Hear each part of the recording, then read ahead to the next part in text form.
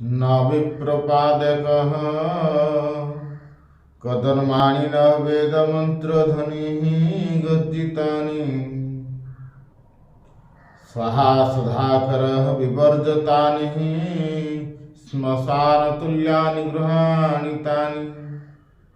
यार अर्थ है जहाँ घरे अतिथि मानकर पाद धुआ पानी अगणारे कादुओ हुए ना,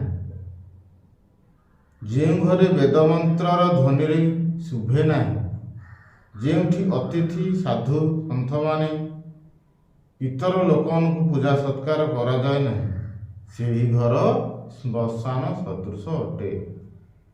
ନ ବିପ୍ରପାଦକ କଦର୍ମାଣି ନ ବେଦ ମନ୍ତ୍ର ସ୍ୱଧ୍ୱନି ଗର୍ଜତାନି।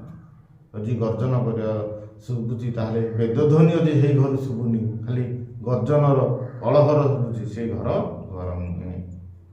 ସ୍ୱାହା ସ୍ୱଧାକାର ବିବର୍ତ୍ତାନି ଶ୍ମଶାନ ତୁଲ୍ୟାନି ଗୃହାଣି ତାନି।